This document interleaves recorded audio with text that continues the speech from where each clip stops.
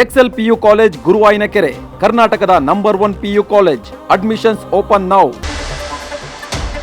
ಇವತ್ತು ಮತ್ತೆ ಪೆಟ್ರೋಲ್ ಹಾಗೂ ಡೀಸೆಲ್ ಬೆಲೆಯಲ್ಲಿ ಏರಿಕೆಯಾಗಿದೆ. ಪೆಟ್ರೋಲ್ ಪ್ರತಿ ಲೀಟರ್ಗೆ 87 ಪೈಸೆ, ಡೀಸೆಲ್ಗೆ 91 ಪೈಸೆ ಏರಿಕೆ ಮಾಡಲಾಗಿದೆ. ಕಳೆದ 10 ದಿನಗಳಲ್ಲಿ 3ನೇ ಬಾರಿಗೆ ತೈಲ ಬೆಲೆ ಏರಿಕೆಯನ್ನ ಮಾಡಲಾಗಿದೆ.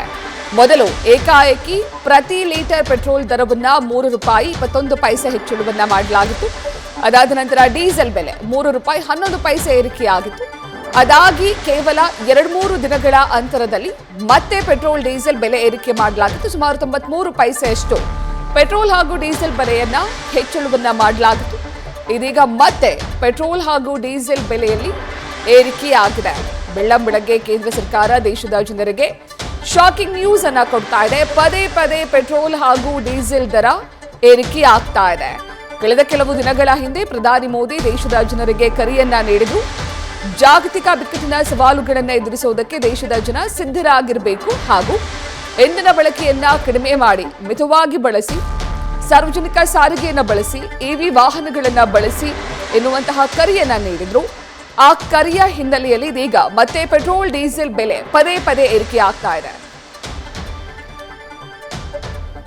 ಈ ಬಗ್ಗೆ ಹೆಚ್ಚಿನ ಮಾಹಿತಿಯನ್ನ ನೀಡ್ತಾರೆ ನಮ್ಮ ಪ್ರತಿನಿಧಿ ಚಂದ್ರಮೋಹನ್. ಜಾಗತಿಕ ಬಿಕ್ಕಟ್ಟಿನ ಸವಾಲುಗಳನ್ನ ಎದುರಿಸಬೇಕು ಅಂತ ಪ್ರಧಾನಿ ಮೋದಿ ಅವರು ಹೇಳಿದ್ರು. ಆದ್ರೆ ಪದೇ ಪದೇ ಪೆಟ್ರೋಲ್ ಡೀಸೆಲ್ ದರ ಏರಿಕೆ ಆಗ್ತಾ ಇದೆ. ಈ ರೀತಿ ಪದೇ ಪದೇ ಏರಿಕೆ ಆದ್ರೆ ಜನಸಾಮಾನ್ಯರಿಗೆ ಕಷ್ಟ ಆಗುತ್ತಲ್ವಾ? ಹೌದು ಪ್ರತ್ಯಕ್ಷ, ಜನಸಾಮಾನ್ಯರಿಗೆ ಕಷ್ಟ ಆಗುತ್ತೆ. ಆದ್ರೆ ಕೇಂದ್ರ ಸರ್ಕಾರ ಹೇಳೋ ಪ್ರಕಾರ ಕೇಂದ್ರ ಸರ್ಕಾರಿ ಸ್ವಾಮ್ಯದ 3 ತೈಲ ಕಂಪನಿಗಳಿಗೆ ಈ ಜಾಗತಿಕ ಮಟ್ಟದಲ್ಲಿ ಕಚ್ಚಾ ತೈಲದ ಬೆಲೆ ಏರಿಕೆ ಆಗಿರೋದ್ರಿಂದ ಪ್ರತಿನಿತ್ಯ 1,000 ಕೋಟಿ ರೂಪಾಯಿ ನಷ್ಟ ಆಗ್ತಾ ಇತ್ತು.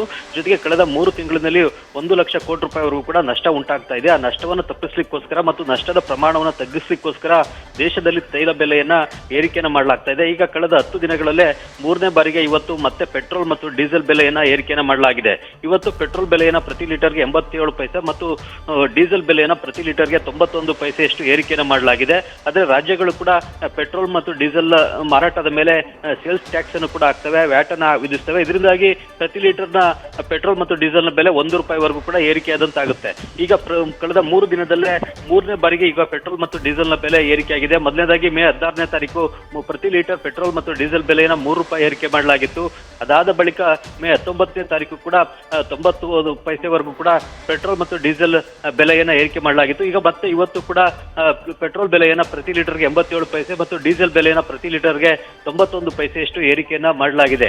ಈ ಮೂಲಕವಾಗಿ ತೈಲ ಕಂಪನಿಗಳಿಗೆ ಆಗ್ತಾ ಇರುವಂತಹ ನಷ್ಟವನ್ನ ತಗ್ಗಿಸ್ತಕ್ಕಂಥ ಪ್ರಯತ್ನವನ್ನ ನಾವು ಮಾಡ್ತಾ ಇದ್ದೇವೆ ಅಂತ ಹೇಳಿ ಕೇಂದ್ರ ಸರ್ಕಾರ ಹೇಳ್ತಾ ಇದೆ. ದೇಶದಲ್ಲಿ ಪೆಟ್ರೋಲ್ ಮತ್ತು ಡೀಸೆಲ್ಗೆ ಕೊರತೆ ಇಲ್ಲ, ಆದ್ರೆ ಈ ಒಂದು ತೈಲ ಕಂಪನಿಗಳಿಗೆ ಆಗ್ತಾ ಇರ್ತಕ್ಕಂಥ ನಷ್ಟವನ್ನ ತಗ್ಗಿಸುವಂತ ಉದ್ದೇಶದಿಂದ ಈ ಬೆಲೆ ಏರಿಕೆಯನ್ನ ಮಾಡಲಾಗ್ತಾ ಇದೆ ಅಂತ ಹೇಳಿ ಕೇಂದ್ರ ಸರ್ಕಾರ ಹೇಳ್ತಾ ಇದೆ. ಈಗ ಪ್ರತಿ ಲೀಟರ್ಗೆ ₹3 ಬೆಲೆ ಹೆಚ್ಚಳ ಮಾಡಿದ್ರಿಂದಾಗಿ ತೈಲ ಕಂಪನಿಗಳಿಗೆ ಆಗ್ತಾ ಇದ್ದಂತ ನಷ್ಟ 250 ಕೋಟಿ ರೂಪಾಯಿ ಕಮ್ಮಿ ಆಗಿತ್ತು. ಪ್ರತಿನಿತ್ಯ ಆಗ್ತಾ ಇದ್ದಂತ ನಷ್ಟದಲ್ಲಿ 250 ಕೋಟಿ ರೂಪಾಯಿ ಕಮ್ಮಿ ಆಗಿತ್ತು.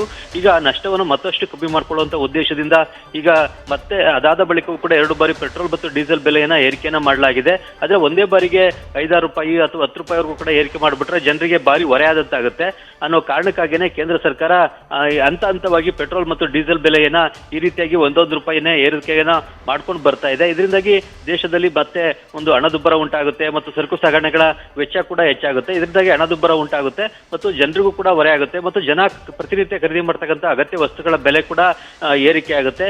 ಜೊತೆಗೆ ಈ ಒಂದು ಹಣದುಬ್ಬರ ಏರಿಕೆ ಆಗೋದ್ರಿಂದಾಗಿ ರಿಸರ್ವ್ ಬ್ಯಾಂಕ್ ಕೂಡ ಒಂದು ರೆಪೋ ದರವನ್ನು ಕೂಡ ಏರಿಕೆಯನ್ನ ಮಾಡುತ್ತೆ. ಇದರಿಂದಾಗಿ ಬ್ಯಾಂಕ್ಗಳ ಸಾಲಗಳ ಬಡ್ಡಿ ದರ ಕೂಡ ಏರಿಕೆ ಆಗುತ್ತೆ. ಹೀಗೆ ಎಲ್ಲಾ ಕ್ಷೇತ್ರಗಳ ಮೇಲೂ ಕೂಡ ಇದು ಹೊಡೆತವನ್ನ ಕೊಡುತ್ತೆ ಮತ್ತು ಎಲ್ಲಾ ಕ್ಷೇತ್ರಗಳಲ್ಲೂ ಕೂಡ ಆರ್ಥಿಕ ನಷ್ಟ ಉಂಟಾಗ್ಲಿಕ್ಕೂ ಕೂಡ ಕಾರಣ ಆಗುತ್ತೆ. Pratiksha, thank you Chandramohan ಡೀಟೇಲ್ಸ್ಗೆ.